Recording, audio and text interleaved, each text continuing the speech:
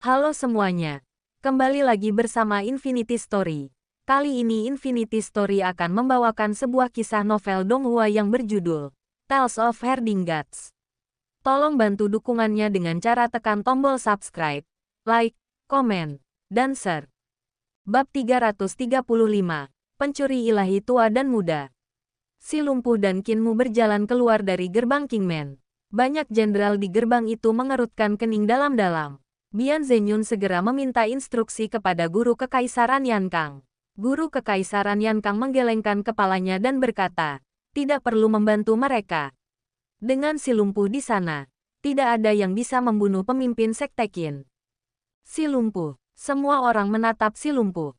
Anggota tubuh lelaki tua ini baik-baik saja, dan dia berjalan sangat cepat. Bagaimana mungkin dia lumpuh?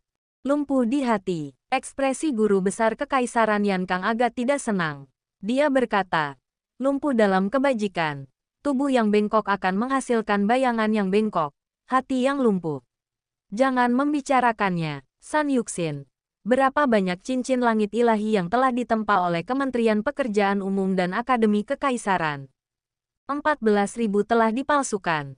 San Yuxin berkata, mereka sudah dipasang pada meriam esensi sejati. Dalam satu hari lagi, beberapa ribu sisanya dapat ditempa, dan kemudian kita dapat menyerang kemah musuh. Guru kekaisaran Yankang memandang jalan setapak megah di seberang dan berkata dengan acuh tak acuh, tidak perlu menunggu satu hari lagi. Perintahkan semua pasukan untuk bersiap berbaris segera. Kapal-kapal menara akan membentuk formasi dan maju. Jenderal Bian, Komandan Agung, Jenderal Pembantu, Jenderal Kavaleri Lincah, Pilar Agung, Adipati Wei, Jenderal Pilar, Jenderal Juara, Jenderal Huaihua. Dia memanggil nama-nama satu persatu, dan banyak jenderal dari Kerajaan Perdamaian Abadi melangkah maju untuk menunggu perintah. Setelah pemberontakan mantan putra mahkota Ling Yuxia, para pejabat faksi Ling Yuxia dibersihkan. Namun, Kerajaan Perdamaian Abadi pada akhirnya adalah negeri yang kaya akan talenta luar biasa. Dan Kaisar mempromosikan banyak pejabat baru untuk mengambil alih, sehingga tidak ada kekurangan personel. Guru besar Kekaisaran Yankang berkata dengan suara berat, kerahkan pasukan di belakang celah, di belakang kapal menara. Kapal menara akan membentuk formasi, dan pasukan utama di belakang akan membuka jalan. Adapun kalian, awasi terus para ahli jembatan ilahi dan alam hidup dan mati lawan. Bersiaplah untuk membunuh mereka kapan saja.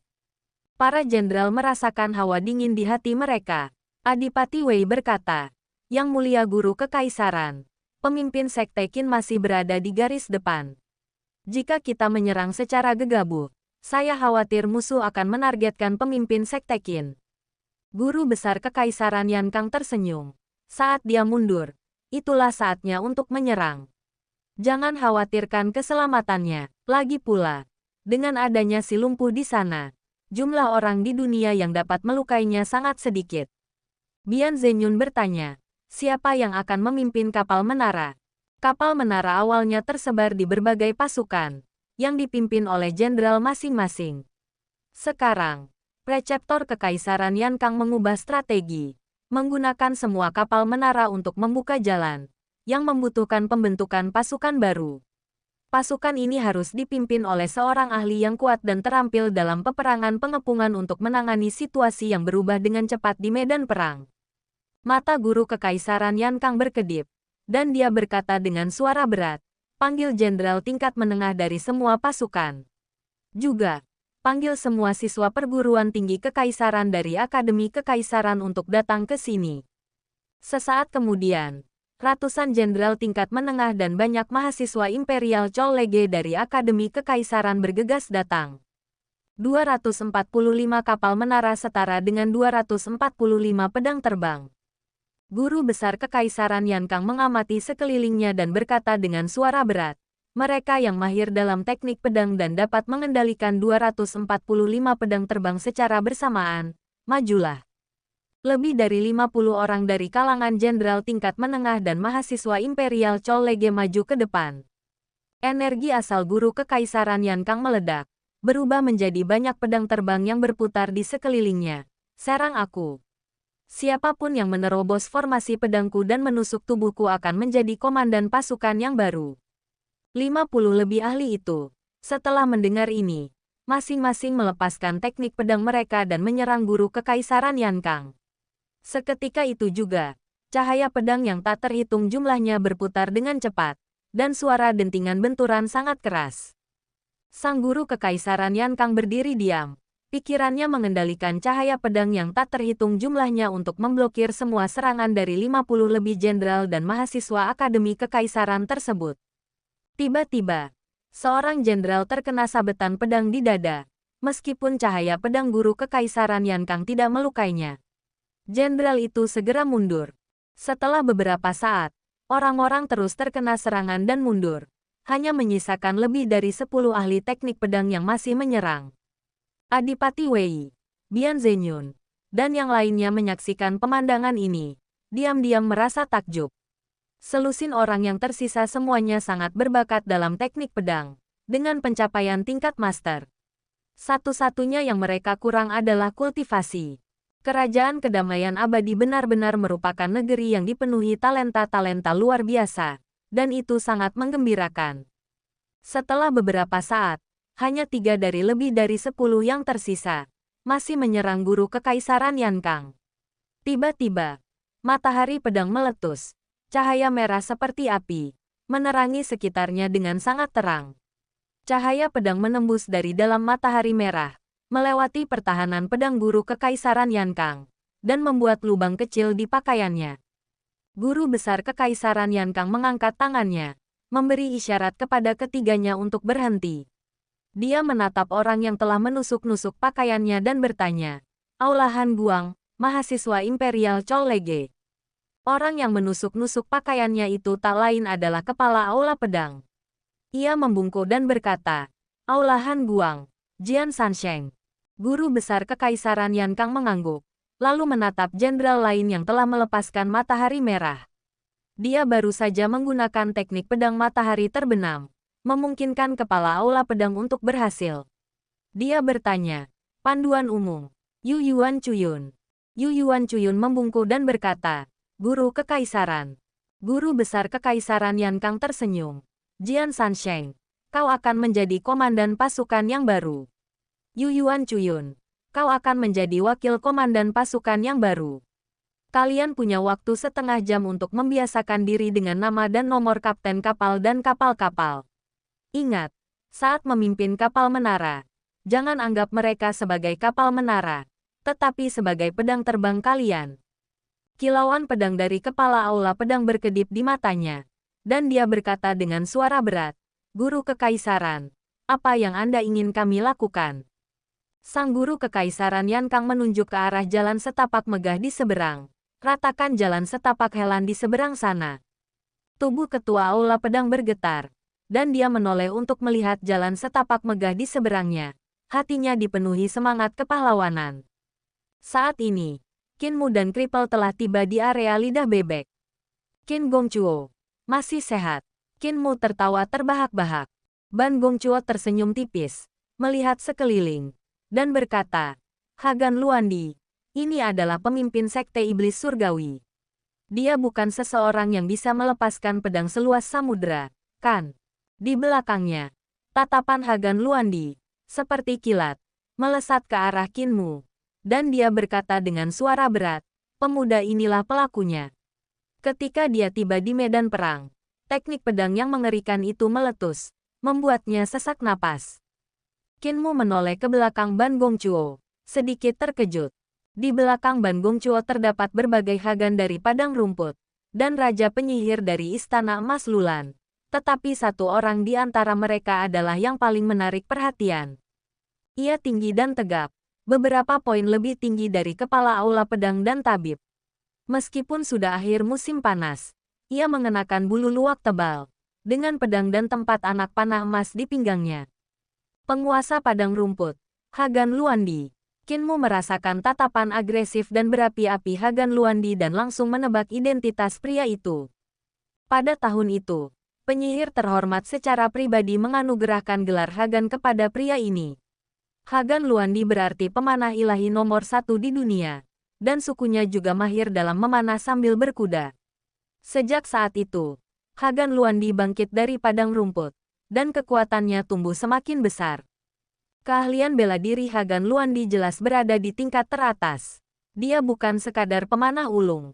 Sebelumnya, ketika Qin Mu dan Basan Libationer melihat Ban Gongchuo yang tak dirasuki di menara kota di jalur megah ini, teknik tinju Ban Gongchuo membuat Qin Mu dan Basan Libationer terpukau.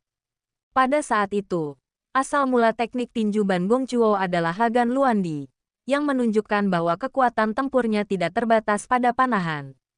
Orang-orang sering membandingkan Hagan Luandi dengan Kaisar Yan Feng. Keduanya adalah penguasa ambisius yang berani melakukan reformasi. Hagan Luandi lebih seperti peniru Kaisar Yan Feng, belajar dari tindakan Kaisar Yan Feng, mereformasi situasi kacau berbagai suku di padang rumput, mencaplok suku-suku lain, dan memberantas semua kultus penyihir besar dan kecil di padang rumput. Para ahli dari kultus penyihir ini semuanya diserap ke dalam pasukannya. Seandainya bukan karena halangan yang disengaja atau tidak disengaja dari Istana Emas Lulan, dia mungkin sudah menyatukan padang rumput sejak lama. Pada saat itu, Istana Emas Lulan juga khawatir bahwa Hagan Luandi akan meniru guru kekaisaran Yan Kang dan Kaisar Yan Feng dengan menekan Istana Emas setelah menyatukan padang rumput, sehingga mereka tidak sepenuhnya mendukungnya.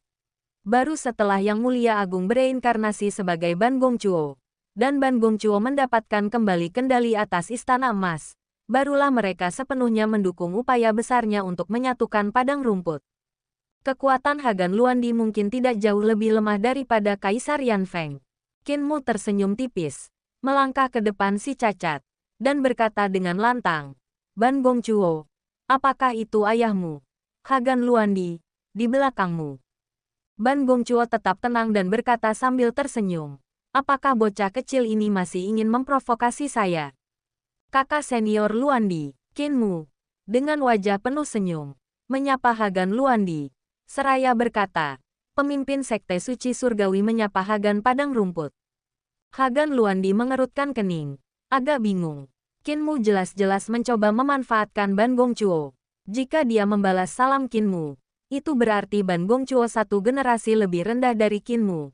Dan di saat berikutnya Qin Mu akan membuat Ban Gongchuo memanggilnya paman. Jika dia tidak membalas salam itu, dia akan kehilangan muka. Dan jika mereka menaklukkan kerajaan perdamaian abadi di masa depan, Qin Mu pasti akan memimpin Sekte Iblis Surgawi untuk membuat masalah baginya. Ban Gongchuo mengetahui pikirannya dan tersenyum. Hagan Luandi, bocah Qin kecil ini sungguh menjengkelkan. Satu kalimat saja bisa membuatmu tersedak, membuatmu ingin menangkapnya dan mencabik-cabiknya. Sekarang setelah kau bertemu dengannya, kau seharusnya tahu bahwa keahliannya hanya ada di mulutnya, tidak lebih. Hagan Luandi berkata, "Lalu, apakah lelaki tua di belakangnya itu yang melepaskan cahaya pedang yang luas seperti samudra?" Ban Gongchuo juga tidak mengenali Kripel, dan menggelengkan kepalanya. "Bukan dia. Itu adalah seorang immortal tua tanpa tangan atau kaki. Jangan khawatir. Immortal tua itu tidak akan mudah bergerak. Dia memiliki terlalu banyak aturan yang membatasi dirinya. Dan dalam beberapa hari lagi, seseorang dari surga akan datang ke sini untuk melenyapkannya." Dia tersenyum. "Setelah dia meninggal, kau bisa meratakan jalur Kingman ini. Langsung masuk, dan menjadi penguasa dataran tengah." Hagan Luandi dengan cepat berkata, "Pada saat itu, Istana Emas akan menjadi satu-satunya tanah suci di dunia." Ban Gongchuo tertawa terbahak-bahak. "Kau tidak perlu terlalu berhati-hati. Tujuanku bukanlah tanah suci nomor satu atau satu-satunya tanah suci. Ambisiku jauh lebih luas, melampaui imajinasimu." Dia teringat akan gulungan harta karun buku emas yang selalu dia simpan di dekatnya. Dan gelombang semangat membara di hatinya. Tinjunya tanpa sadar mengepal. Tepat saat itu, Qin Mu melangkah mendekat dengan senyum di wajahnya. Dan berkata, "Hagan Luandi benar-benar tidak sopan. Aku menyapamu, namun kau tidak membalas sapaanku. Didikan keluargamu benar-benar buruk. Tidak heran kau mendidik bocah kecil Ban Gongchuo ini menjadi seperti ini." Ekspresi Ban Gongchuo berubah muram. Tepat ketika dia hendak berbicara, Qin Mu tiba-tiba mempercepat langkahnya dan berlari ke arahnya. Berteriak keras, "Ban Gongchuo, Keluar sini dan panggil aku paman. Paman akan memukul pantatmu. Ban Gongchuo sangat marah. Dia melirik lelaki tua yang masih tersenyum dan berdiri jauh di sana. Seketika, amarahnya berubah menjadi keberanian. Dan dia menyerbu ke arah Qinmu. Sambil mencibir, Qin, aku tidak bisa membunuhmu di kapal waktu itu. Tapi kali ini, kau akan mati di medan perang ini. Keduanya bertabrakan dengan suara keras. Kekuatan magis dan kemampuan ilahi mereka masing-masing meledak, menyebabkan aliran udara di sekitarnya berputar dan meluas keluar. Ban Gongchuo merasakan lengannya mati rasa dan jantungnya sedikit bergetar. Aku sudah berada di puncak alam 6 harmoni. Namun bocah ini masih tidak lebih lemah dariku dalam hal kekuatan sihir. Qinmu menggenggam kedua tangannya, dan cahaya pedang yang tak terhitung jumlahnya melesat ke langit dari kantung Taoti di belakangnya, menyerang Ban Gongchuo. Ban Gongchuo dengan cepat bertahan, tetapi tiba-tiba cahaya pedang yang tak terhitung jumlahnya menyusut tajam, membentuk bola perak berkilauan yang menekan ke bawah.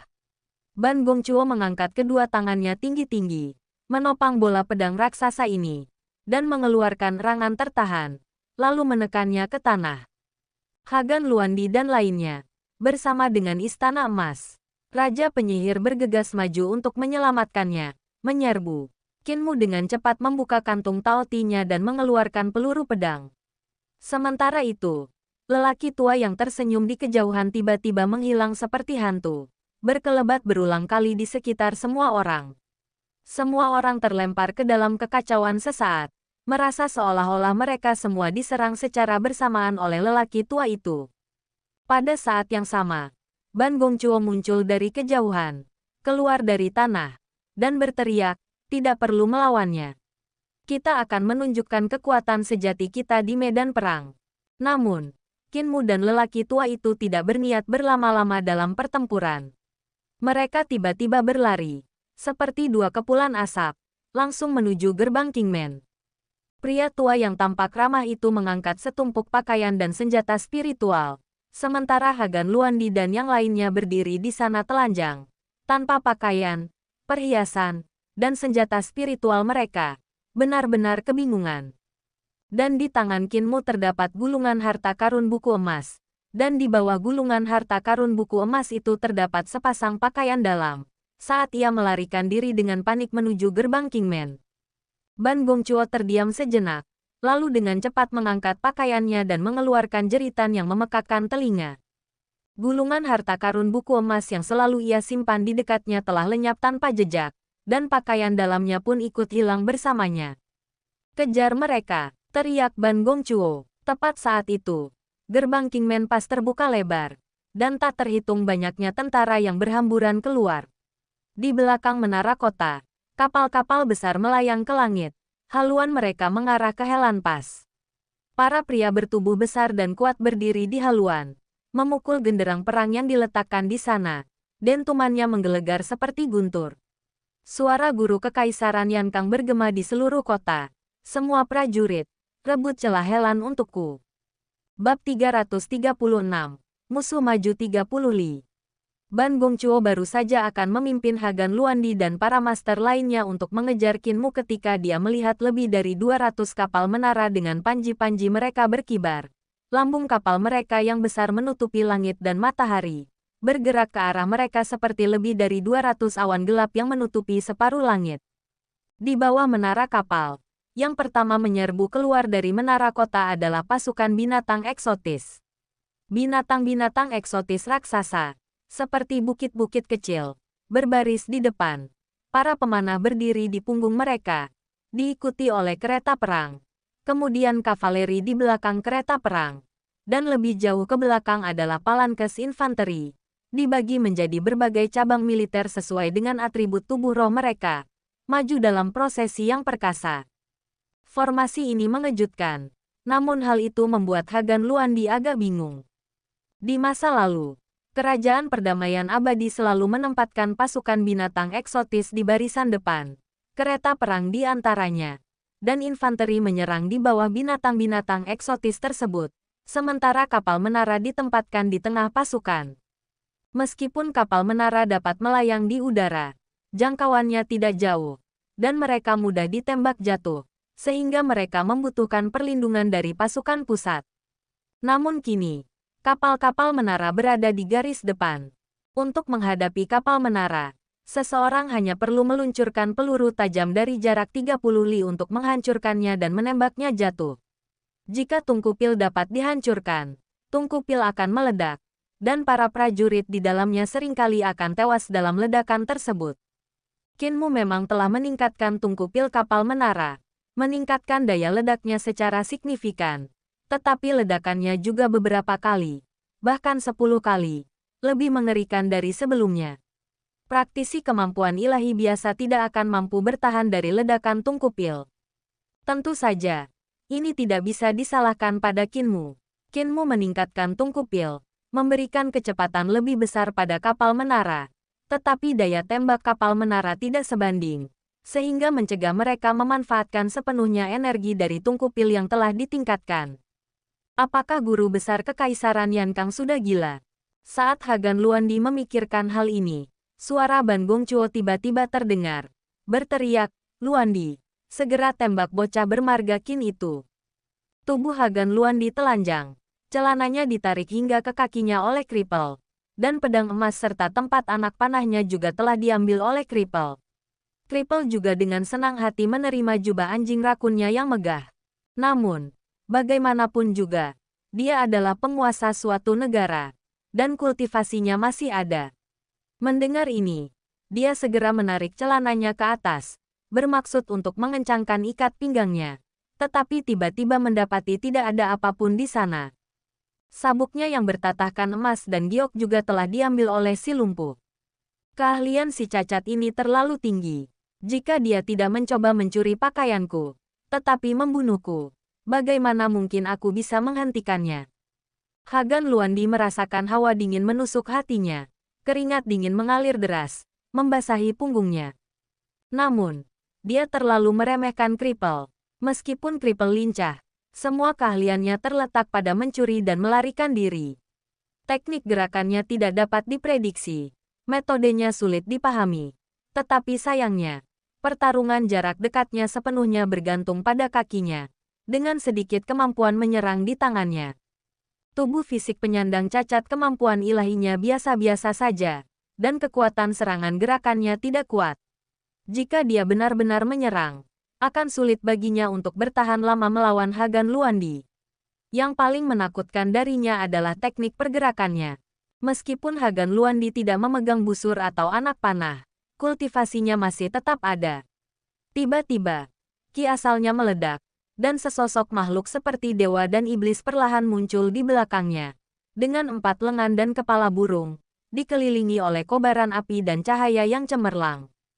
Iblis ilahi ini tepatnya adalah roh primordialnya, yang telah termanifestasi seolah-olah nyata. Keempat lengannya menarik busur dan memasang anak panah, dan seketika kobaran api memenuhi area lidah bebek. Api itu meraung dan berkumpul, membentuk bulu anak panah yang sangat terang di antara busur besar berlengan 4 itu.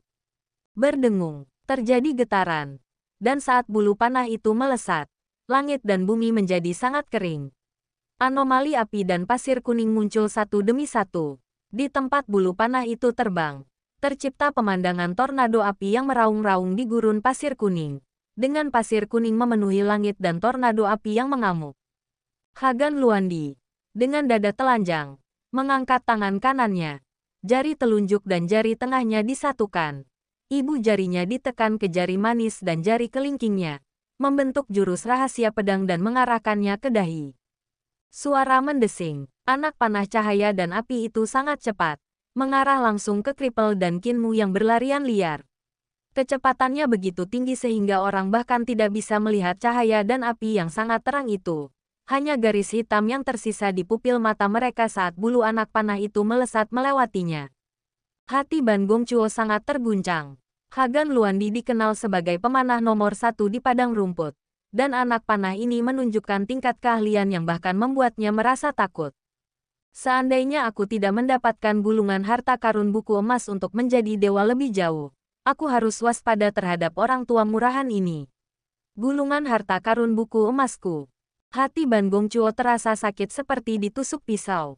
Membayangkan Kinmu mencuri gulungan harta karun buku emasnya seperti ditusuk di dada lalu pisaunya diputar-putar. Dalam perjalanan menuju perbatasan, dia diam-diam melihat gulungan harta karun buku emas dan menghafal peta jalur kultivasi di dalamnya. Namun, peta jalur kultivasi itu sangat kompleks. Sedikit penyimpangan akan menyebabkan kesalahan besar, dan dibutuhkan ketelitian mutlak untuk memperbaiki jembatan ilahi. Dia tidak yakin apakah dia bisa menjamin keakuratan mutlak. Sinar panah itu mengejar Kinmu dan si lumpuh. Si lumpuh tiba-tiba membuang semua barang yang telah dicurinya, menyebarkannya kemana-mana, lalu mengulurkan tangan dan meraih Kinmu, yang berkelebat seperti hantu, menghindari sinar panah tersebut. Hagan Luandi mengangkat alisnya.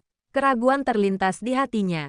Keahlian orang tua ini tampaknya tidak setinggi yang kubayangkan. Jari telunjuknya, yang menunjuk ke dahi, tetap tak bergerak. Cahaya panah membiaskan di udara, melesat kembali ke arah kripel. Teknik gerakan kripel berubah berulang kali. Sosoknya hampir seketika berkelebat dan menghindar, memberikan kesan bahwa ia telah menembus rintangan spasial. Si lumpuh tak berani menerima panah ini, tetapi teknik gerakannya sungguh aneh. Mampu bergerak secepat itu sambil menggendong Kinmu sungguh menakjubkan, membuat Hagan Luandi kesulitan untuk mengenainya. Si cacat semakin mendekat ke kapal menara. Adipati Wei melayang ke udara, memegang pedang Adipati di tangannya, dan menebas panah yang menyambar. Ledakan, getaran yang sangat mengerikan meletus. Adipati Wei terlempar tinggi ke udara, mendarat di kapal menara, dan tertawa terbahak-bahak. Luandi, kau benar-benar punya keahlian. Kekuatan Hagan Luandi jauh di atasnya, dan momentum anak panah tetap tak berkurang. Tiba-tiba, Jenderal Besar para juara muncul, menepuk punggungnya, dan tombak Fangtian miliknya melayang ke langit, berubah menjadi naga panjang yang mengulurkan cakar naganya, mencengkeram anak panah dari bawah. Jenderal Besar para juara mendengus. Ki asalnya hampir meledak akibat benturan itu, dan kakinya tanpa sadar mundur berulang kali. Ia akhirnya berhasil memblokir cahaya panah itu. Hatinya dipenuhi rasa takut.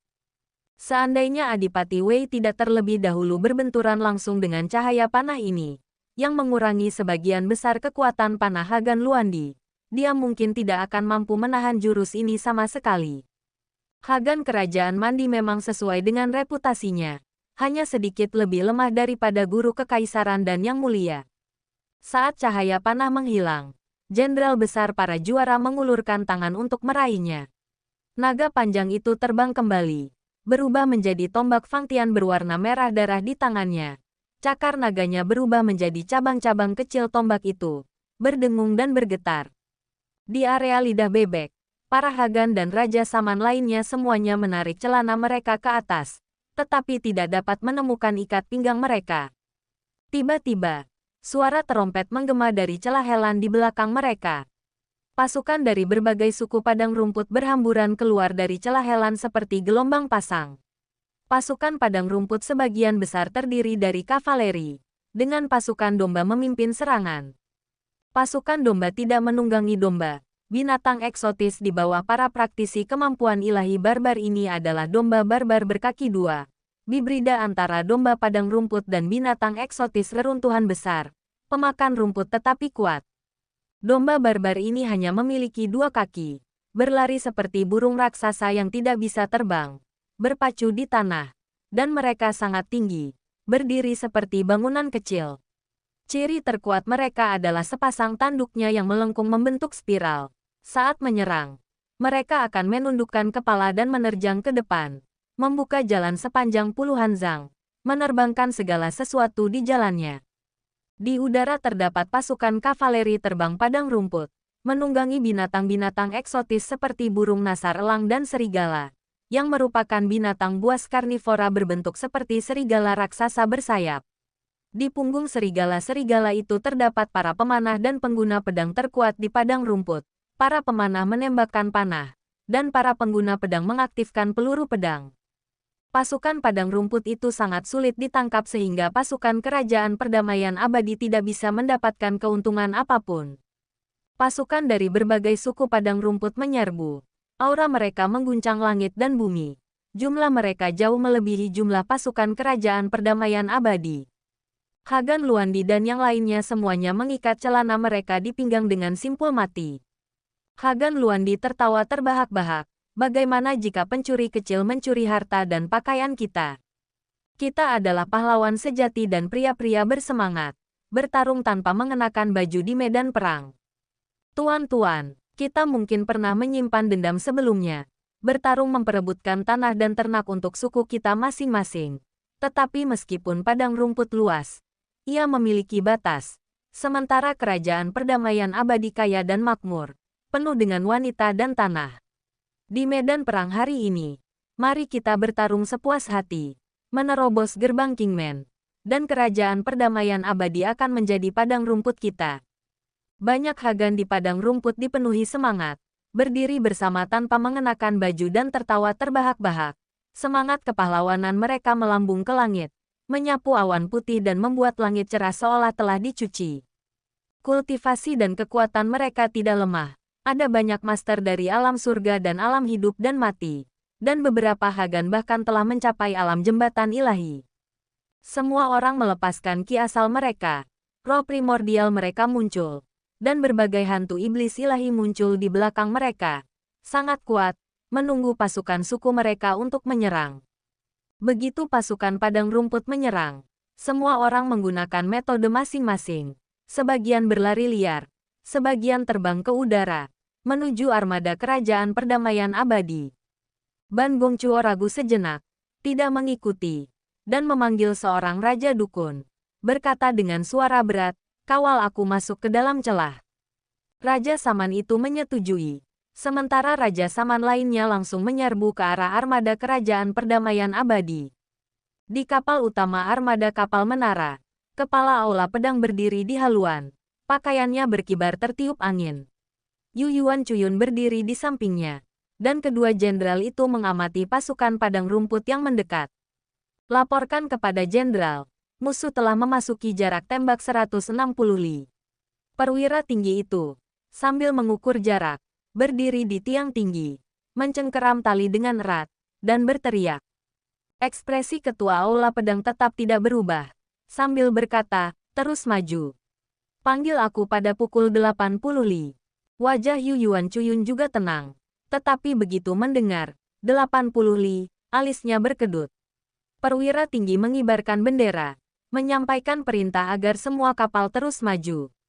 "Jenderal, musuh telah mencapai 80 li," kata perwira tinggi itu lagi. Yu Yuan Cuyun mengeluarkan sebutir peluru pedang dan memegangnya di tangan. Alisnya terangkat. Ketua aula pedang melanjutkan, "Panggil aku pukul 40 li." Yu Yuan Cuyun mengerutkan kening sedikit, menatap ketua aula pedang, dan tidak berkata apa-apa.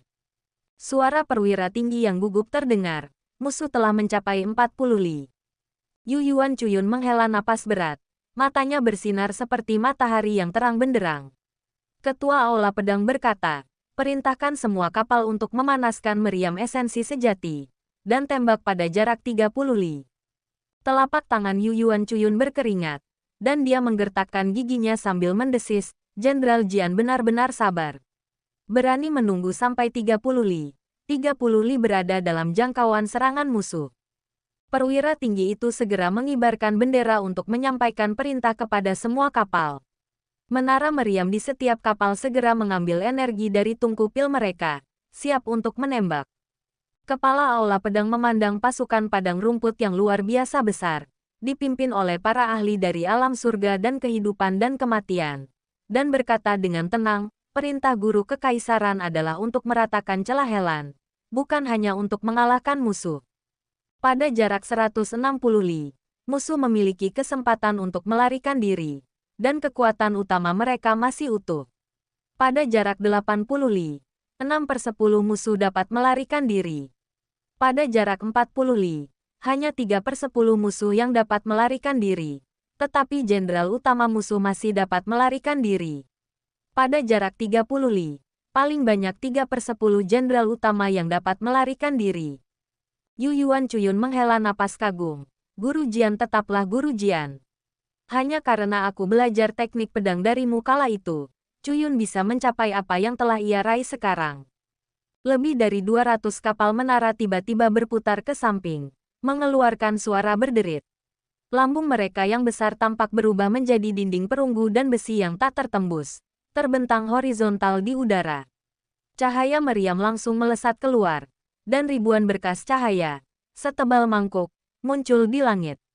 Hanya dalam satu pertempuran, Raja Barbar, Hagan, dan Raja Saman yang menyerang dari garis depan langsung dihujani lubang dan jatuh dari langit. Beberapa ahli kuat di alam hidup dan mati serta alam jembatan ilahi terkejut. Adipati Wei, Komandan Agung, Jenderal Besar para juara Huaihua, dan yang lainnya menyerbu keluar, menyerang mereka. Sementara itu, kepala aula pedang di kapal induk secara pribadi mengibarkan bendera, dan moncong senjata diarahkan ke tanah, menebas pasukan yang menyerbu di darat seperti pancaran cahaya. Ketua aula pedang mengibarkan benderanya, membagi lebih dari 200 kapal menara menjadi 2 armada, satu melayang di atas, dan satu di bawah, dipisahkan hanya oleh 100 zang. Yu Yuan Cuyun mengendalikan armada atas, menyerang kavaleri terbang musuh, sementara ketua aula pedang mengendalikan armada bawah, membajak tanah. Armada itu bergerak maju secara horizontal, dengan cahaya meriam melesat keluar dalam garis-garis, menumbangkan manusia dan domba dimanapun ia lewat. Di sisi lain, Qin Mu dan si lumpuh kembali ke gerbang Kingman, hanya untuk melihat kepala desa dan guru kekaisaran Yan Kang duduk santai di menara kota, minum teh, sama sekali tidak mempedulikan pertempuran. Jian Sansheng sabar, dan prestasinya dalam teknik pedang luar biasa. Medan perang bagaikan pedang, dia sudah menjadi seorang ahli. Guru besar kekaisaran Yan Kang menuangkan teh untuk kepala desa. Kepala desa masih menunggu beliau membawa cangkir teh ke bibirnya. Tetapi tiba-tiba teringat bahwa ini adalah guru besar kekaisaran Yan Kang, bukan tabib. Jadi beliau harus menggunakan ki asalnya untuk mengangkat teh itu sendiri. Beliau menyesap teh dan berkata, teknik pedangnya memiliki jejak milikmu. Tetapi anehnya, juga memiliki jejak milikku. Guru besar kekaisaran Yan Kang menggelengkan kepalanya. Aku tidak pernah mengajarinya. Keduanya menoleh untuk melihat Qin Mu, yang baru saja menaiki menara kota. Jika tak satu pun dari mereka yang mengajar kepala aula pedang, teknik pedang, maka itu hanya bisa jadi guru sekte Agung Qin. Keduanya langsung mengerutkan kening, melihat bahwa guru besar Qin memegang sebuah buku aneh berwarna emas di satu tangan dan sepasang celana dalam di tangan lainnya. Muer, aku sudah membuang barang-barang yang kucuri, tapi kau belum membuang milikmu. Kau sekarang adalah pencuri ilahi nomor 1 di dunia, uji Kripel sambil mengacungkan jempol. Qin Mu menggelengkan kepalanya. Kemampuan saya jauh lebih rendah daripada kakek si lumpuh. Buang saja, buang saja. Si lumpuh menutup hidungnya dan berkata, apa bagusnya celana dalam seorang yang mulia? Cepat buang saja. Qin Mu melemparkan celana dalamnya dari menara kota dan berjalan menuju 2 orang yang sedang minum teh. Ia dengan santai melemparkan gulungan harta karun buku emas ke atas meja teh, menghirup aroma teh, dan tersenyum. Aku punya teh enak di sini. Dibawa oleh tuan muda Su bernama Su Senghua dari surga tinggi. Aku tanpa malu-malu meminta setengah bungkus darinya. Astaga, jantung guru agung Yan Kang dan kepala desa berdebar kencang. Mereka mengalihkan pandangan dari buku emas itu. Dan kepala desa buru-buru berkata, kalian bertemu tamu dari surga tinggi. Dia tidak menyerang kalian. Tidak, Qin Mu merasa bingung. Lalu berkata, Su Senghua adalah orang yang sangat ramah. Aku pernah berlatih tanding dengannya. Dan hasilnya seri. Kepala desa. Dia juga seorang penguasa. Seorang penguasa sepertiku. Pemuda itu menjadi bersemangat. Bab 337. Rahasia tubuh hegemon. Tubuh hegemon. Guru besar kekaisaran Yan Kang juga bingung. Setelah mengingat-ingat dengan saksama, ia menyadari bahwa ia belum pernah mendengar tentang jenis fisik seperti ini. Ia menatap kepala desa dengan bingung. Nama tubuh hegemon begitu menggelegar. Kedengarannya jauh lebih hebat daripada 4 tubuh roh agung. Mungkinkah benar-benar ada fisik di dunia ini yang melampaui 4 tubuh roh agung? Mengapa dia belum pernah mendengarnya? Jika dipikir-pikir sekarang, ternyata ada 2 tubuh hegemon di dunia ini. Wajah kepala desa berkedut. Ia merasa wajah tuannya kehilangan martabat. Kulitnya terasa kendur dan siap terkelupas. Ia berpikir, tubuh hegemon lagi. Muer, si brengsek ini, benar-benar tidak bisa diam. Ia tak kuasa menahan desahan karena merasa sudah tua. Bahkan mengucapkan kebohongan kecil yang tidak berbahaya pun membuatnya gemetar ketakutan akan terbongkar. Tapi siapa yang bisa membongkar kebohongannya? Sebagai kaisar manusia sebelumnya, dia hanya mengucapkan kebohongan kecil yang baik hati. Mengapa dia harus menderita siksaan ini? Mengapa dia selalu harus memikirkan cara menutupi kebohongannya? Sejak aku merekayasa keberadaan tubuh fisik hegemon, aku telah berbohong lebih banyak daripada yang kukatakan dalam 800 tahun terakhir secara keseluruhan. Kepala desa menghibur dirinya sendiri dan menggelengkan kepalanya. Berkata, Muer, tidak mungkin ada tubuh hegemon kedua. Su Senghua ini sama sekali bukan tubuh hegemon. Qinmu bingung. Dan guru besar Yan Kang juga agak bingung. Si lumpuh juga mengepalkan tinjunya dengan penuh semangat. Sebagai satu-satunya orang yang mengetahui keberadaan tubuh hegemon, kepala desa selalu sangat merahasiakannya. Sekarang dia akhirnya akan mengungkapkan beberapa rahasia tubuh hegemon. Ekspresi kepala desa setenang sumur kuno. Ia berkata dengan tenang. Sepertinya ada kehendak surga dalam kegelapan. Hanya satu tubuh hegemon yang muncul di setiap generasi. Yang lain yang tampak seperti tubuh hegemon semuanya adalah tubuh pseudo hegemon. Mereka tidak mungkin tubuh hegemon sejati. Hal ini selalu demikian sejak zaman dahulu. Dalam satu era, hanya ada satu tubuh hegemon sejati. Kalian harus mengingat hal ini. Preceptor Kekaisaran Yan Kang tidak bisa menyembunyikan keterkejutannya. Satu-satunya tubuh hegemon di dunia. Yang lainnya hanyalah tubuh pseudo hegemon. Ternyata perairan di dunia ini lebih dalam dari yang dia bayangkan. Kata-kata kepala desa membuatnya merasa waspada dan ketakutan. Kehendak surga dalam kegelapan. Satu-satunya tubuh hegemon. Tubuh pseudo hegemon. Seolah-olah ada kekuatan tak dikenal yang memanipulasi segalanya. Triple tidak terlalu memikirkannya. Lalu berseru dengan gembira. Tepat seperti yang kuduga. Hanya ada satu tubuh hegemon sejati di dunia ini. Qinmu agak bersemangat, tetapi kemudian berkata dengan ragu.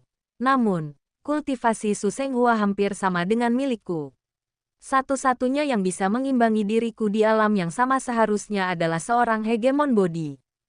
Hanya ada satu alasan untuk ini. Ekspresi kepala desa tampak tegas. Ia berteriak, itu karena kau tidak bekerja cukup keras. Sebagai tubuh hegemon, kau justru telah terperangkap oleh tubuh empat roh agung atau tubuh pseudo hegemon. Kau harus merenung dan menyalahkan dirimu sendiri. Qinmu tampak serius dan mengangguk dengan berat.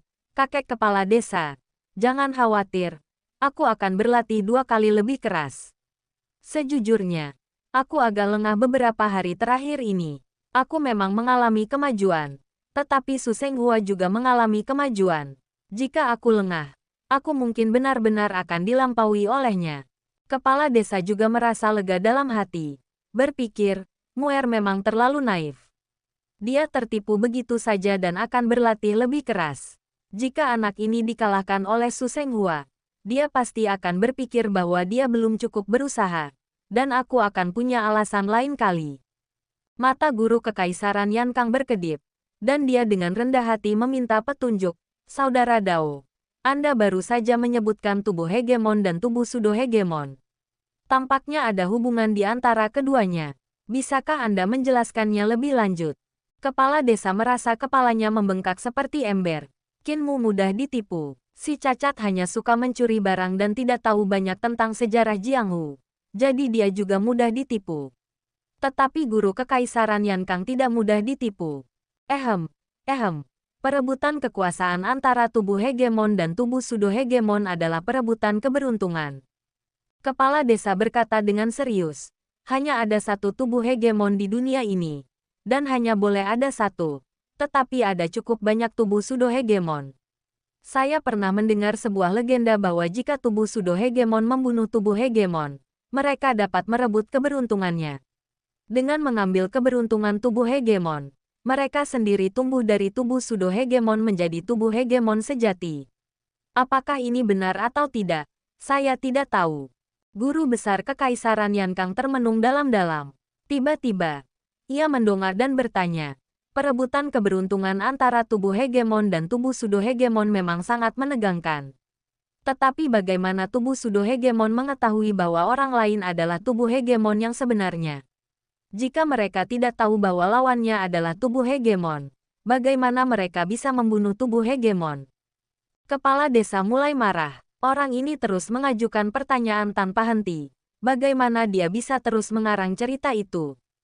Tubuh hegemon dan tubuh pseudo-hegemon sebenarnya memiliki hubungan yang luar biasa. Ketika keduanya bertemu, keduanya dapat merasakan keberadaan yang lain. Kepala desa menenangkan pikirannya dan berkata, saat mereka bertemu, ada perasaan saling menghargai, namun juga saling bermusuhan, pertarungan sampai mati. Ia hampir tak mampu melanjutkan ceritanya, ketika mata Qinmu tiba-tiba berbinar. Ia bertepuk tangan dan berkata, aku merasakan hal yang sama persis saat bertemu Su Senghua. Pantas saja, kami bertemu di sungai. Ia sedang menaiki perahu wisata. Dan ketika melihatku, ia menghentikan perahu dan mengajakku naik. Jadi itu adalah perpaduan antara tubuh hegemon dan tubuh pseudo-hegemon. Guru besar Kekaisaran Yankang tidak lagi ragu. Ia mendongak ke langit dan berkata dengan hampa, Su Senghua berasal dari surga tinggi. Dewa yang membawa bencana alam yang kutemui juga berasal dari surga tinggi. Surga tinggi itu tempat seperti apa? Di sana ada dewa dan juga tubuh hegemon. Saudara Dao, kau pasti juga tahu tentang tempat ini, kan? Mereka hanyalah dewa-dewa palsu. Kepala desa juga mengangkat kepalanya, memandang langit biru. Di sebelah barat mereka terdapat medan perang yang sangat brutal. Tetapi tak satu pun dari mereka melihat ke arah medan perang itu, mengabaikan situasi di sana. Langit tinggi tidak lebih dari sekelompok anjing pelacak, mata-mata yang digunakan oleh para dewa untuk memantau dunia ini. Kepala desa berkata pelan, bencana salju di kerajaan kedamaian abadi kalian, yang menyebabkan penderitaan meluas dan hingga kini belum memungkinkan kalian untuk memulihkan ki asal kalian, sebenarnya hanyalah malapetaka yang diturunkan oleh langit tinggi, menggunakan serangan fenomena langit biasa. Jika dewa sejati yang menurunkan malapetaka, hehe. Dia mengalihkan pandangannya dan berkata, Laut Timur, yang kedalamannya 10.000 depa, juga tenggelam ke dasar dalam semalam. Sisi timur reruntuhan besar awalnya adalah lautan, dan dalam semalam juga berubah menjadi daratan dan pegunungan tinggi. Sang guru besar Kekaisaran Yankang merasa bulu kuduknya berdiri. Aku telah berjuang melawan langit tinggi sepanjang hidupku. Langit tinggi bukanlah hal yang mudah dihadapi, tetapi keberadaan di balik langit tinggi bahkan lebih sulit untuk dihadapi.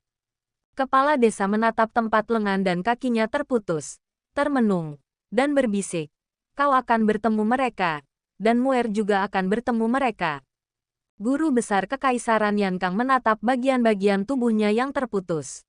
Bekas tebasan pedang pada luka-luka itu bukanlah hal yang aneh di mata orang lain, tetapi di mata dirinya. Dewa pedang kontemporer, ia dapat melihat misteri-misteri mendalam yang tak berujung. Dia sangat memahami kengerian orang yang telah memotong tangan dan kaki kepala desa. Langit tinggi akan sekali lagi mengirimkan malapetaka ke atas kedamaian abadi.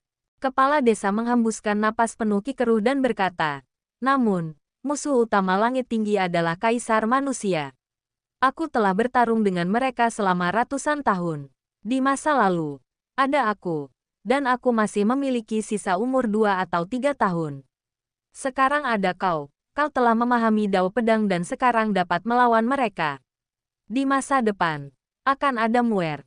Aku telah keluar dari reruntuhan besar, dan tamu dari langit tinggi akan mencariku di hari-hari mendatang. Aku bisa memberimu waktu.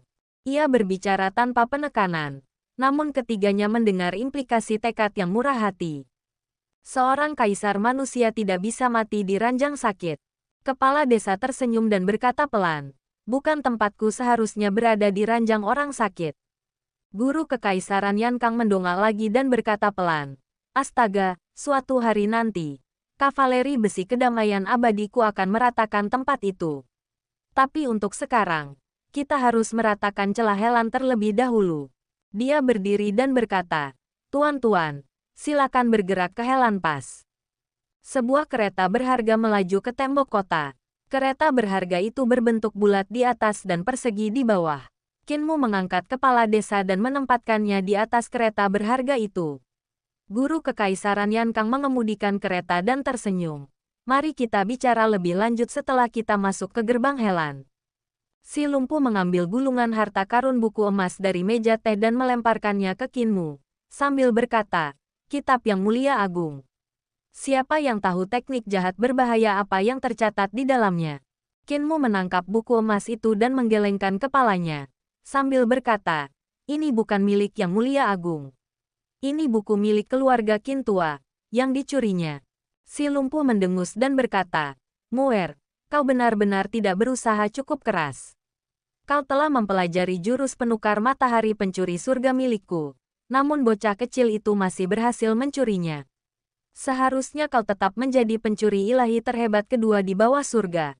Aku sebenarnya bersedia menjadi yang kedua. Kaulah yang bersikeras memberikannya padaku." Kinmu membuka gulungan harta karun buku emas itu dan terkejut. Ban Gongchuo ternyata berhasil membuka buku ini. Buku ini awalnya memiliki segel. "Oh ya, kakek kepala desa. Aku melihat ayahku." Pikiran kepala desa bergemuruh, dan dia tersentak. "Anda melihat tamu dari kota Wuyu." Kinmu meletakkan buku emas itu. Merasa agak sedih, "Aku melihatnya di kapal harta karun di lembah Neter. Dia sudah menggunakan teknik terlarang, menyatu dengan kapal harta karun dan menjadi Trin. Dia menandatangani perjanjian tubuh dengan Dewa Saturnus. Jadi dia tidak bisa membuka matanya untuk melihatku. Dia mengajariku banyak hal, tetapi sayangnya, kami berpisah." Kinmu tercengang. Dia menggelengkan kepalanya, menyingkirkan pikiran-pikiran yang kacau, dan menceritakan pengalamannya di lembah Neter dan dunia Youdu. Ketiganya mendengarkan dengan tercengang. Pengalaman-pengalaman aneh ini memang menarik dan mendebarkan. Tetapi banyaknya dan kengerian rahasia yang tersembunyi di dalamnya membuat mereka tak bisa berhenti merenung. Guru besar Kekaisaran Yankang juga sangat terkejut. Kinmu adalah seorang hegemon bodi, dan dia ternyata memiliki ayah yang seperti dewa. Bagaimana penduduk kota Praja Wuyu menjadi dewa? Guru besar Kekaisaran Yankang tiba-tiba teringat sesuatu. Penduduk kota Wuyu, jembatan ilahi mereka terhubung ke istana surgawi. Penduduk ibu kota Giok kecil telah memberitahunya bahwa setiap orang di dunia ini memiliki jembatan ilahi yang terputus. Tetapi hanya jembatan ilahi penduduk kota Wuyu yang terhubung ke istana surgawi. Bukankah ini berarti jembatan ilahi Kinmu juga terhubung ke istana surgawi? Dia menoleh kembali untuk melihat Kinmu. Tetapi Kinmu tidak tahu apa yang dipikirkannya. Dia mengambil gulungan harta karun buku emas itu lagi dan membukanya untuk melihat isinya. Di depan, armada kapal menara telah menghancurkan segala sesuatu di jalannya dan akan segera mencapai celah Helan. Di area lidah bebek, mayat-mayat tergeletak di mana-mana. Mayat-mayat orang barbar. Para praktisi kemampuan ilahi terbunuh oleh meriam esensi sejati. Kepala Aula Pedang, Jian Sansheng, dan Jenderal Guide, Yu Yuan Chuyun, menggunakan kapal menara sebagai pedang. Kedua ahli teknik pedang ini mengendalikan kapal menara, membantai pasukan padang rumput lawan. Setelah waktu yang dibutuhkan untuk sebatang dupa terbakar dalam pertempuran, pasukan besar barbar padang rumput telah runtuh. Dibombardir oleh 14.000 meriam esensi sejati hingga mereka kehilangan semua keinginan untuk bertarung, melarikan diri menuju celah Helan seperti gelombang pasang. Yang terjadi selanjutnya adalah pembantaian sepihak. Sekalipun Raja Penyihir dan Han bertempur mati-matian, mereka tidak dapat menghentikan pasukan yang melarikan diri, dan mereka juga tidak dapat menghentikan pasukan besar yang menyerbu dari sisi lawan. Preceptor Kekaisaran Yankang mengemudikan kereta dengan relatif lambat, menghitung waktunya. Ketika kepala Aula Pedang meratakan jalur Helan, tepat saat itulah kereta berharga mereka memasuki kota. Di dalam kereta, Kinmu menatap halaman pertama gulungan harta karun buku emas di tangannya. Ekspresinya perlahan menjadi serius. Tiba-tiba dia berdiri, dan ki asal terbang dari ujung jarinya, berubah menjadi berbagai penggaris, bulat, persegi, segitiga, elips, mengukur berbagai sudut dan dimensi, mulai mengukur diagram di halaman pertama buku emas tersebut. "Muer, apa yang kau lakukan?" tanya Kripel dengan penasaran. "Mengukur jembatan Magpie," Kinmu berkata tanpa mengangkat kepalanya. Teknik kultivasi dalam gulungan buku emas dari keluarga Qin ini aneh. Untuk menguasainya, aku harus menghitung secara akurat setiap sudut aliran Qi asal yang ditunjukkan dalam diagram ini. Diagram dalam buku emas ini mungkin. Bab 338. Sebuah visi agung. Si cacat bertanya-tanya. Apa ini? Qinmu mengelus dagunya, mencabut janggutnya yang tumbuh lebat, dan berkata, kurasa teknik kultivasi dalam buku ini mungkin adalah metode untuk menghubungkan jembatan ilahi. Si cacat tidak mendengar dengan jelas. Jembatan yang mana? Jembatan ilahi. Qinmu terus menundukkan kepalanya dan mengukur, sambil berkata, karena perbendaharaan ilahi tidak seperti meridian di tubuh manusia. Meridian hanya ada di sana, dan seseorang dapat mencoba mengaktifkan teknik kultivasi setelah melihat diagram sirkulasi. Perbendaharaan ilahi adalah ruang kosong, dan Qi asal beroperasi di ruang kosong ini. Dengan setiap inci dan setiap milidetik operasinya memiliki dimensi spasial yang berbeda. Oleh karena itu, dimensi spasial spesifik perlu diukur. Sulit untuk menentukan koordinat di ruang angkasa, dan kelalaian apapun dapat menyebabkan kesalahan. Si lumpuh tampak linglung. Ekspresinya agak kosong saat dia menatap kosong ke arah Qinmu yang mengubah skala dan terus mengukur pola pada gulungan harta karun buku emas itu. Qinmu mengeluarkan kertas dan pena untuk mencatat data pengukurannya, sambil berkata tanpa mengangkat kepala, kesalahan dalam dimensi spasial, bahkan sedikit kekaburan, dapat menyebabkan kesalahan ribuan mil. Saya perlu mengukur secara akurat, menghitung hingga desimal setelah kekaburan. Selain itu, ukuran tubuh manusia dalam gambar berbeda dengan ukuran orang sungguhan, dan ukuran harta karun ilahi dalam gambar juga berbeda dengan ukuran orang sungguhan. Saya akan menghitung nilai dasarnya terlebih dahulu. Ukuran harta karun ilahi jembatan ilahi setiap orang berbeda, tetapi dengan nilai dasar tersebut, seseorang dapat berkultivasi sesuai dengan rasio spasial, dan dengan demikian menyelesaikan seni jembatan gagak. Si cacat itu terkejut. Jembatan apa? Qinmu berpikir dalam hati, lalu tersenyum. Jembatan gagak. Kakek lumpuh. Kau tampak agak linglung. Aku tidak akan bicara lagi denganmu. Pengukuran ini sangat merepotkan. Dan perhitungannya juga sulit. Membutuhkan banyak waktu. Tiba-tiba, kepala-kepala desa muncul dari kereta, bertanya dengan bersemangat. Jembatan yang mana?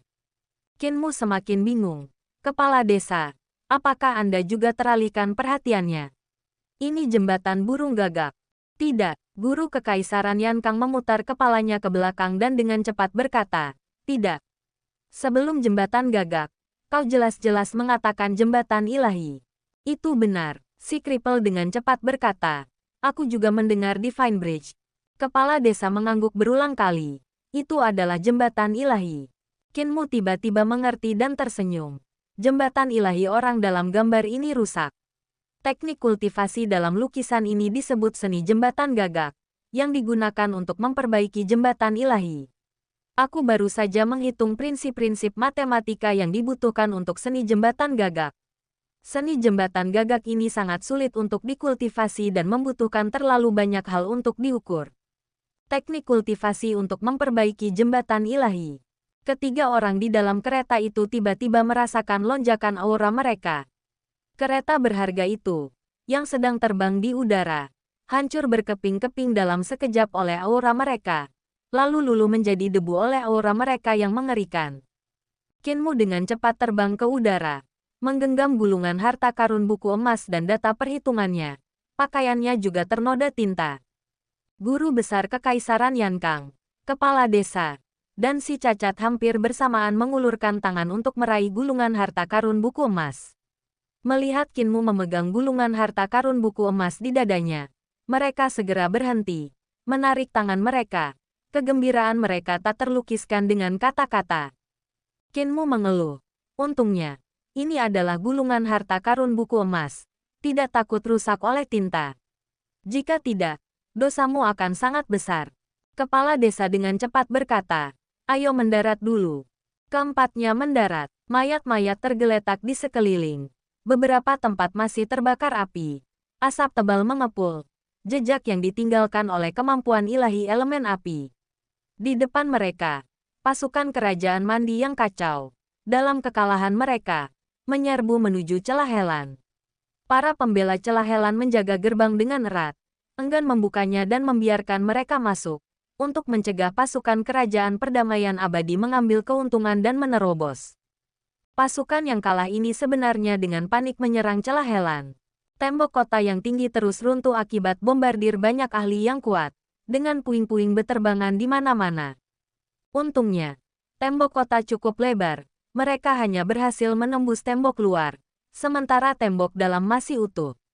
Para prajurit yang bertahan, tanpa memandang teman atau musuh, mengaktifkan kemampuan ilahi dan senjata roh mereka untuk membombardir bagian luar dan bawah kota, membunuh rekan-rekan mereka yang sebelumnya bertempur bersama mereka. Kutukan di bawah kota terdengar vulgar dan tidak menyenangkan, membuat pemandangan itu semakin tak tertahankan. Mayat-mayat menumpuk seperti gunung di bawah kota. Di depan gerbang Helan, armada yang dipimpin oleh kepala Aula Pedang dan Yu Yuan Cuyun berhenti 60 li jauhnya, tidak menyerang secara langsung. Cahaya meriam esensi sejati terus melesat keluar, menghancurkan menara dan gerbang kota. Seketika itu juga, tentara yang melarikan diri dalam jumlah tak terhitung membanjiri kota seperti gelombang pasang. Ban Gongchuo di kota itu merasakan hawa dingin di sekujur tubuhnya. Dengan gerbang kota yang berhasil ditembus dan pasukan yang kalah menyerbu masuk ke kota, celah Helan tidak lagi memiliki kemungkinan untuk melawan serangan musuh.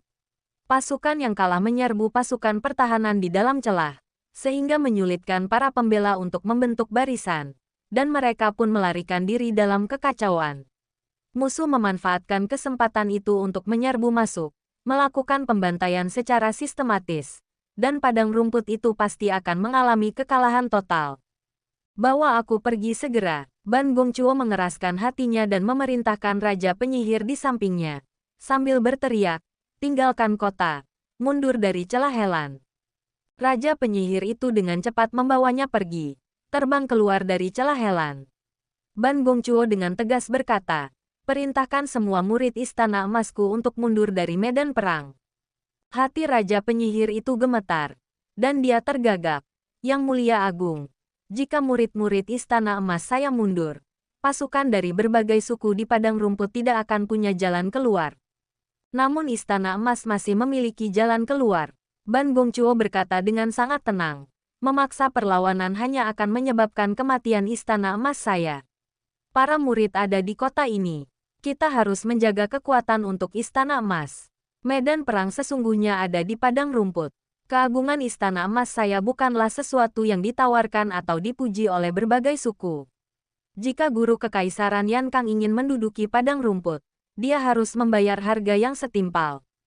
Raja Penyihir itu segera mengerahkan ki asalnya, mengubahnya menjadi teriakan dahsyat yang menyebar ke seluruh medan perang, memerintahkan para murid Istana Emas untuk mundur. Begitu dia memberi perintah, suasana menjadi semakin kacau, dan semangat benar-benar runtuh. Semua orang ingin melarikan diri, dengan panik menyerbu menuju gerbang kota di balik celah. Orang-orang saling mendorong dan menginjak-injak. Beberapa orang yang telah mengembangkan kemampuan ilahi terbang melayang ke udara, hanya untuk ditembak jatuh oleh meriam esensi sejati. Yu Yuan Cuyun menguasai langit, mencegah kerajaan Mandi. Praktisi kemampuan ilahi berusaha mencegah mereka melarikan diri melalui udara, sementara kepala Aula Pedang mengendalikan daratan, tetapi tidak menghentikan mereka untuk melarikan diri dari balik celah. Sebaliknya, ia terlebih dahulu membersihkan pasukan musuh di darat di depan, memaksa mereka untuk melarikan diri dengan panik. Di bawah kapal menara, pasukan kerajaan perdamaian abadi maju dengan cepat, membersihkan sisa-sisa medan perang. Ban Gongchuo menoleh ke belakang. Celah Helan sudah mulai runtuh, dengan kobaran api dan asap tebal mengepul ke langit dari dalam kota. Para prajurit kerajaan Mandi yang berhasil melarikan diri dari kota berhamburan ke segala arah, dan banyak lainnya yang tidak bisa melarikan diri dari kota mendaki Gunung Helan, hanya untuk jatuh dari gunung dan hancur berkeping-keping. Banyak penyihir agung dan raja penyihir terbang mendekat, berkumpul di sekitar Ban Gongchuo. Wajah semua orang dipenuhi kepanikan dan keputusasaan. Tetapi Ban Gongchuo menjadi lebih tenang, memberi instruksi. Kalian semua segera berpencar dan meracuni semua sumber air di padang rumput.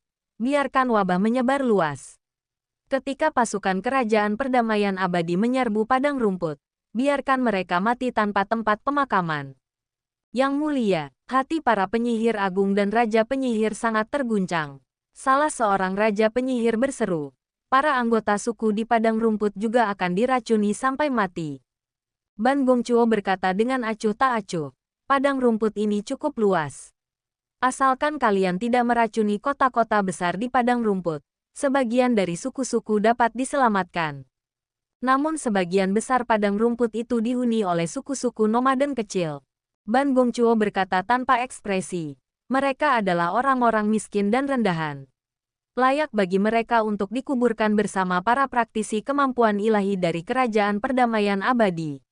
Kalian semua segera berpencar dan meracuni, tanpa penundaan.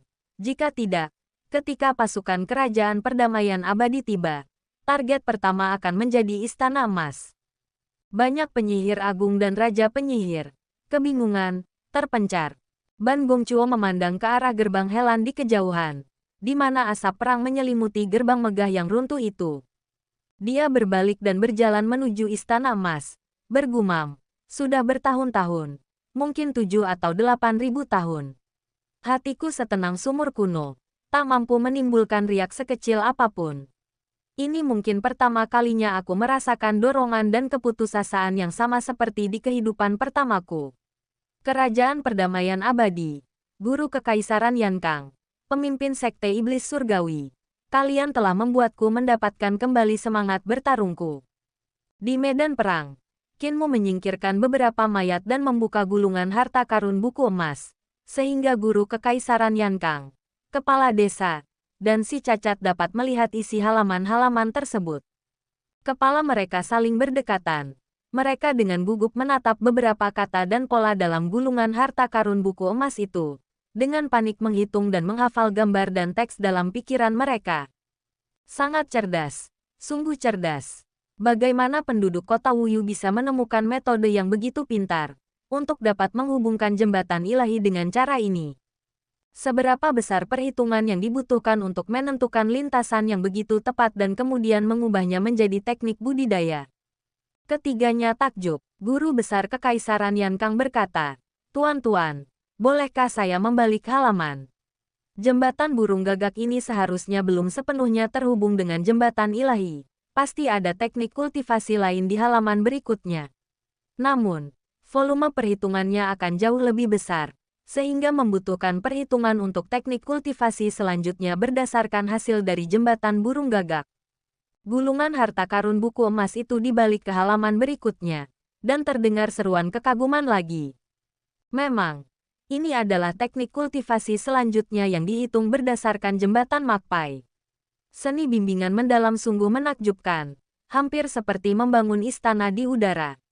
Mampu menghitung hingga sejauh ini, itu benar-benar perhitungan ilahi. Hal ini tidak dapat dihitung oleh satu orang, pasti dibutuhkan kebijaksanaan gabungan dari seluruh penduduk kota Wuyu untuk menghitung langkah kedua dari teknik kultivasi. Cepat, cepat, balik ke halaman berikutnya. Kenapa kau menatapku? Aku tidak punya tangan. Titik. Ketiganya mengamati untuk waktu yang lama. Lalu tiba-tiba terdengar suara keras dan sorak-sorai dari kejauhan. Qinmu mendongak, terbatuk, dan berkata, "Tuan-tuan, gerbang Helan telah berhasil ditembus." Ketiganya tetap diam, terus menatap gulungan harta karun buku emas itu. Qinmu menggelengkan kepalanya dan terus mengamati kejauhan, berkata, "Haruskah kita pergi ke sana? Hari sudah semakin larut. Dan jika kita berhenti di area lidah bebek, akan ada bahaya dari kegelapan yang menyerang di malam hari. Bagaimanapun, ini adalah reruntuhan besar." Ketiganya tetap terdiam. Qinmu, karena bosan, menunggu sejenak, lalu tanpa sadar berkata, "Percuma saja seberapa teliti pun kau mencarinya. Jika kau tidak menghitung prinsip-prinsip matematika yang terkandung dalam teknik kultivasi, mempraktikkannya secara gegabah kemungkinan besar akan berujung pada kegagalan." Barulah kemudian ketiganya mengangkat kepala, dengan enggan mengalihkan pandangan dan tidak lagi menatap gulungan harta karun buku emas itu. Qinmu dengan cepat bertanya, Kakek kepala desa, apakah Anda yakin dapat memperbaiki jembatan ilahi? Kepala desa menggelengkan kepalanya dan berkata, umurku tidak banyak lagi.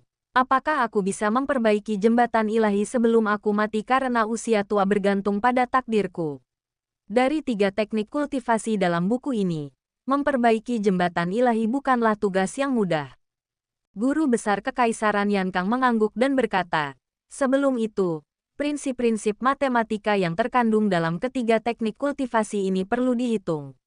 Ini sangat penting. Kita harus segera menetapkan model numerologi untuk ketiga teknik kultivasi ini, agar dapat dipopulerkan. Si cacat mencibir. Guru Kekaisaran, Anda ingin mempopulerkan teknik kultivasi ini yang dapat menjadikan seseorang dewa atau iblis, membuatnya dapat diakses oleh semua orang. Tetapi apakah Anda sudah meminta izin keluarga Qin dari kota Wuyu? Lagi pula, ketiga teknik kultivasi ini bukanlah milik Anda. Guru Agung Yankang sedikit terkejut dan berkata dengan nada meminta maaf. Saya tidak pernah berpikir apakah teknik kultivasi ini dapat disebarkan. Jadi saya lupa bertanya kepada pemiliknya. Guru Kultivakin. Qinmu tersenyum. Aku juga tidak pernah berpikir untuk menyimpannya sendiri. Aku hanya berpikir bahwa itu harus disebarluaskan. Tidak perlu ditimbun. Guru besar Kekaisaran Yankang menatap matanya, seolah mencoba memahami pikiran sebenarnya, tetapi hanya bisa melihat tatapan Qinmu yang sangat jernih. Tiba-tiba ia menghela napas. Kaisar manusia tua. Akhirnya aku mengerti mengapa Anda memilihnya sebagai penerus Anda. Ia benar-benar memiliki kualifikasi dan wawasan yang luas untuk menjadi kaisar manusia. Meskipun masih muda, visinya sangat besar. Kepala desa berkata dengan acuh tak acuh. Muer dididik oleh kami. Jadi wajar jika visinya cukup besar.